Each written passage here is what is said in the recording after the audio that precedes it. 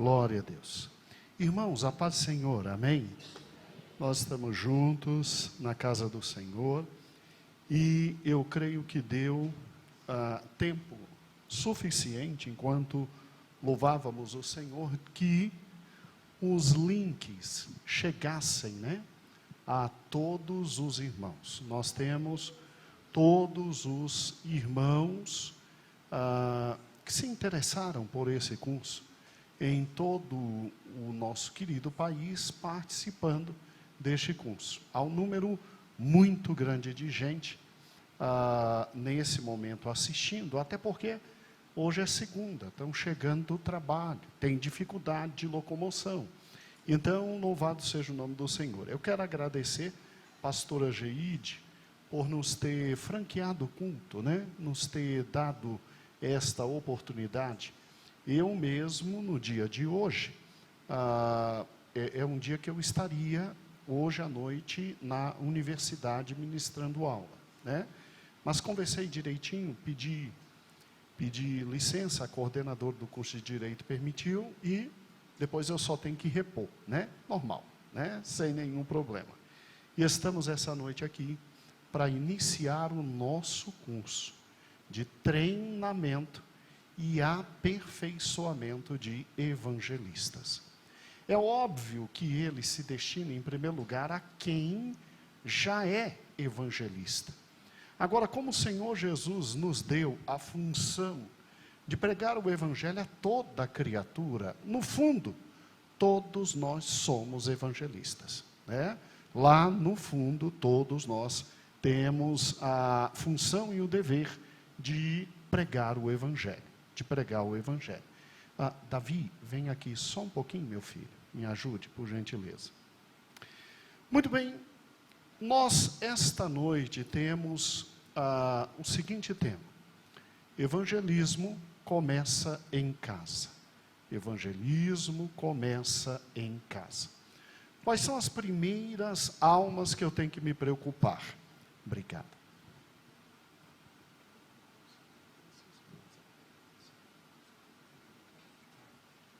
Quais são as primeiras almas que eu tenho que me preocupar enquanto aquele que quer pregar o evangelho? É o meu lar. As primeiras almas que merecem absoluta consideração, absoluto resguardo, é exatamente filhos e filhas, esposo e esposa, pais e mães, irmãos, tios. A minha casa é a primeira que eu tenho que pensar em matéria de evangelismo. Porque se há algo terrível, é exatamente a gente conseguir ganhar um mundo inteiro e não perder a alma. A gente não vai perder a alma. Se a gente luta por ganhar o mundo inteiro, é óbvio que a gente vai lutar também por nossa alma. Mas deve ser muito difícil, muito ruim, você ganhar o mundo inteiro e ver o filho indo para o inferno. Ver a filha indo para o inferno. Ver o irmão, o pai, a mãe, o tio, a tia. Então, familiares são os primeiros que eu tenho que olhar. Que eu tenho que pedir a Deus misericórdia, que eu tenho que clamar. Agora é óbvio que o Senhor Deus é todo poderoso e pode dar a nós a mesma expressão e frase que ele deu a Josué, que com 100 anos de idade, depois de simplesmente liquidar quem ele tinha que liquidar para entrar na terra prometida, e que simplesmente não tinha mais forças para o embate, e tinha conquistado o primeiro ponto do território, ou a primeira base do território, que Davi agora vai conquistar o restante na integralidade, porque Saul perdeu a chance, e a gente está estudando isso em 2 Samuel, Verinha já trabalhou, agora o pastor Heber continua trabalhando. Escute, Josué tem uma frase maravilhosa que ele diz: eu não sei o que vocês farão da vida de vocês, agora eu sei o que eu vou fazer da minha. Eu e minha casa serviremos ao Senhor. Ele tinha 100 anos, ele tinha filhos barbados, ele tinha nessa época netos, e não tinha meio termo. Eu e minha casa eu vou servir ao Senhor. Então, qual a nossa primeira preocupação no evangelismo? São os nossos. São os nossos. E pensando exatamente nisso, como é que eu consigo manifestar o evangelho, que é o poder de Deus para a salvação de toda a criatura, dentro da minha casa? Dentro da minha casa. Bem, nós vamos trabalhar com duas hipóteses essa noite. A primeira hipótese, a hipótese de você ser o sujeito mais sortudo da face da terra. Tá bom? É a hipótese do casal que ali está. Minha irmã, fique em pé, por gentileza. É você mesma. Fique em pé. O seu esposo, fique em pé. Glória a Deus. Vocês podem vir aqui à frente um pouquinho. Óbvio que já estão vermelhos de vergonha, né? Glória a Deus. Subam aqui, já vão descer. A primeira hipótese que Deus pode te dar é exatamente essa. Vem aqui, vem aqui, vem aqui. Vê que casal bonito. Adivinha quem está aqui dentro? Uma linda menina. Você que está em casa, talvez não veja tudo que estamos vendo. A irmã, com todo o respeito, pode ficar de lateral? Isso. Está vendo a bênção agora? Louvado seja o nome do Senhor. Talvez você tenha essa bênção de ter a chance dos filhos estarem nascendo ou crescendo. Podem se sentar, depois da vergonha passada, tadinhos. Louvado seja o nome do Senhor. Mas talvez o teu caso seja um outro caso, absolutamente diferente. Talvez você já tenha filhos barbados, que é o caso da pastora presidente. E o pior, talvez você já tenha netos, que é o caso da pastora presidente. E aí você está numa fase da vida em que o controle deles já saiu das suas, o quê? Mãos. Porque o difícil da vida não é teu filho crescer, é ele sair do banco de trás e ir para o banco da frente e começar a dirigir o carro da vida dele. São duas hipóteses diferentes. Então, eu quero esta noite trabalhar com você que ainda tem seus filhos. E trabalhar com você que não tem mais os seus filhos, mas tem seus netos. Não deu para trabalhar com filho. Calma, que a forma como nós vamos resgatar seu filho será um pouquinho diferente, vai ser estudado na quarta-feira. Pais que já têm filhos, que não têm mais controle nenhum, é quarta-feira que a gente vai trabalhar com seu filho. Hoje nós vamos trabalhar com você que ainda tem seus filhos dentro da sua casa. Você que está com o teu garoto de 19 anos, mas que está dentro da tua casa. Mas pastor, ele tem 19, já não me escuta, escuta assim. Comeu do teu feijão, entra no teu cinturão e acabou. Acabou. Se impõe. Ele já paga as contas dele. Então ele tem que abaixar a cabeça. E ele tem que te ouvir. Entendeu? Pastor, ele já paga as contas. Ele já tem o dinheiro dele. Então o que está fazendo na sua casa? Está na sua casa? Comeu do seu feijão? Entra onde? acabou. Entendeu? Agora, a partir do momento em que ele tem vida própria, aí a atuação do evangelismo é diferente. E deixa hoje à noite eu trabalhar com você com a técnica mais simples que existe, de simplesmente ganhar os filhos e simplesmente falar como Josué aos 100 anos de vida.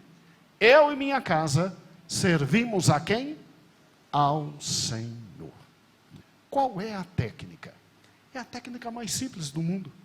Você já ouviu falar do culto doméstico? Você já ouviu falar que existe a possibilidade de você sentar com seus filhos e trabalhar em algo chamado culto doméstico? Eu tenho em minha casa até o dia de hoje culto doméstico. Ele foi se transformando em razão dos meus garotos crescerem. Mas até hoje existe dentro de minha casa o culto doméstico. E eu chamo sempre os dois e digo, chegou o momento do devocional. Acabou. Sentamos, conversamos, nos alegramos, lemos a Bíblia, oramos, cantamos, e o Senhor está tendo misericórdia. Pastor, eu não acredito muito no culto doméstico. É mesmo? Então, eu vim essa noite te provar por A e por B que o culto doméstico funciona. E que você tem chance de aplicar, sim, com seus filhos. Se você não tem mais filhos perto de você, com seus netos, se você não tem mais netos, você tem chance de divulgar essa ideia à sua irmã que filhos tem, à sua prima que filhos tem, à sua vizinha que filhos tem. Você está entendendo? Presta atenção. Você que não tem mais a chance de ter o culto doméstico com seus pequenos, pode ficar tranquilo. Do lado da tua casa tem uma vizinha e você pode entregar a ela esta bênção. Eu vou te ensinar já já como é que você vai fazer isso. Em primeiro lugar, eu preciso que você abra em Deuteronômio capítulo 6, versículos 6 e 7, que diz exatamente assim. Vamos para a base bíblica do culto doméstico. Vamos lá. Estas palavras que hoje te ordeno estarão no teu coração. Então a palavra de Deus tem que estar onde? No meu coração. E tu as inculcarás a quem? Teus filhos, e dela falarás assentado em tua casa, andando pelo caminho, ao deitar-te e ao levantar-te. No versículo 8 ainda diz, ainda vai fazer isso com os filhos dos teus filhos. O culto doméstico é um momento maravilhoso para que você aplique Deuteronômio 6, 7 e 8 e para que você cumpra a palavra do Senhor. Abra agora em Salmos, capítulo 78, versículos 5 a 8. Salmos 78, vamos ler de 5 a 8. Vamos lá. Ele estabeleceu um testemunho em Jacó, instituiu uma lei em Israel e ordenou a nossos pais que os transmitisse a seus o quê? Filhos. Você que é pai, você que é futuro pai, Deus deu a palavra dele para você transmitir para o seu o quê? Filho. Isso não é função somente das professoras de escola bíblica dominical. Isso não é função só do pastor da igreja. Isso não é função dos irmãos que acompanham a tua vida e fazem todo um trabalho espiritual com você. Isso é função sua, pai e mãe. Para quê? Continuando a leitura. A fim de que a nova geração os conhecesse. Filhos que ainda hão de nascer, se levantasse por sua vez, os referisse aos seus descendentes, para que pusessem em Deus a sua confiança, e não se esquecesse dos feitos de Deus, mas lhe observasse os mandamentos, e que não fossem como seus pais, geração obstinada e rebelde, geração de coração inconstante, e cujo espírito não foi fiel a Deus. Escute, Deus me deu a paternidade. Deus te deu a paternidade, Deus te deu a maternidade, para que seus filhos conheçam a Deus, e depois a geração deles continue conhecendo, para não errarem como Israel errou. Anotem esses textos para lerem em casa. Anotem estes textos para lerem em casa. Gênesis 18, de 17 a 19. Devagarzinho. Gênesis 18, de 17 a 19. Gênesis 22, de 6 a 8. Gênesis 22, de 6 a 8. Anotem. Deuteronômio 11. Deuteronômio 11, de 18 a 21. Deuteronômio 11, de 18 a 21. Josué 24. Josué 24, versículo 15.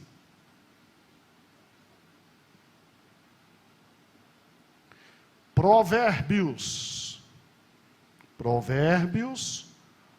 4, de 1 a 4. Provérbios 4, de 1 a 4. Provérbios 6, de 2 a 23. Provérbios 6, de 2 a 23.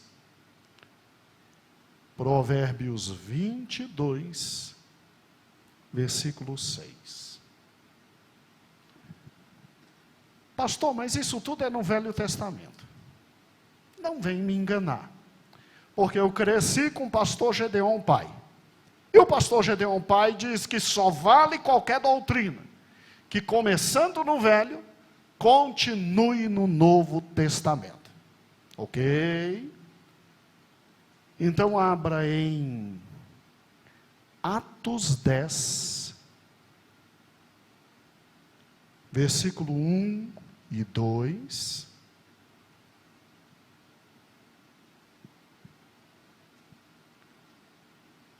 Abra em casa Efésios 6, de 1 a 4. Efésios 5, 25 e 26. E você verá o mesmo Deus do Velho Testamento dizendo: pais, responsabilidade tua que teu filho me conheça. Você está preparado para se encontrar com Deus e Ele cobrar isso de você?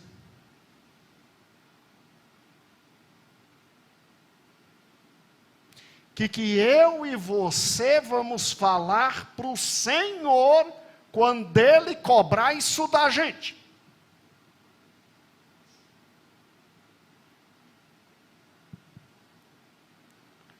Pastor, tem algum exemplo bíblico de uma criança que foi criada nos caminhos do Senhor e deu certo? Fora Jesus, que Jesus é Jesus, né? Tem. Abra por gentileza 2 Timóteo, capítulo 1, versículo 5. E depois 2 Timóteo, capítulo 3, versículo 14 e 15. 2 Timóteo, capítulo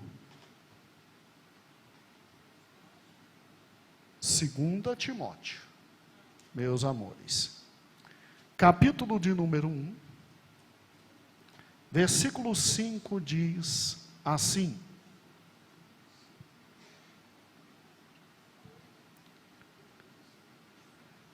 2 Timóteo, capítulo 1, versículo 5 diz assim, porque no versículo 4, Paulo diz: eu estou doido para te ver, estou com saudade de você, eu quero te abraçar. E aí no versículo 5 diz: trazendo à memória a fé não fingida que há em ti. Gente, quando Paulo, depois da primeira viagem, briga com João Marcos e o tio dele, Barnabé, ele tem que arrumar um outro jovem para acompanhá-lo. Adivinha quem foi esse jovem? Timóteo. E ele diz: olha, eu te conheço. A fé que há em ti não é fingida. E que habitou primeiro na tua avó Lóide, e em tua mãe Eunice, e que habita também em ti. Paulo não fala do pai de Timóteo, porque aparentemente o pai não servia a Deus, mas a mãe e a avó tinham uma fé que transmitiram para o filho, que o filho não as envergonhava. Agora vá para o texto mais lindo da vida de Timóteo, que é 2 Timóteo capítulo 3, versículo 14 e 15.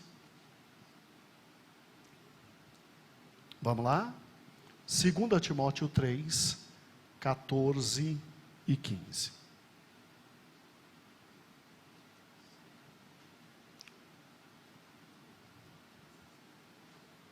Olha o que diz a palavra do Senhor.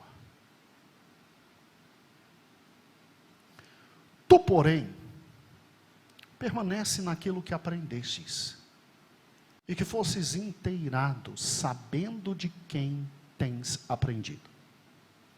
Os versículos anteriores, Paulo diz: olha, abre o olho, porque a humanidade que está perto de você não presta. Abre o olho, porque a humanidade que está junto com você não vale nada. Você é diferente dos jovens que estão perto de você. Tu continua a tua vida de seriedade espiritual, e que tens aprendido, e com quem ele aprende, e que desde a tua meninice sabes as sagradas o quê? Que podem fazer-te sábio para a salvação, pela fé que há em Cristo Jesus. Paulo pega Timóteo jovem. Quem ensina as sagradas letras para esse menino quando era pequeno, foi quem? A dupla, vó e mãe, Lóide e Eunice. Por que será que você tem uma esposa? Você já pensou que vocês são dois? E que a menininha que está vindo, vai ter vocês dois ensinando as sagradas o quê? Como é que se faz isso? Tem um mecanismo fantástico. Culto o quê? Familiar. Pastor, quais são os benefícios de um culto familiar? Eu não tenho tempo nem para respirar.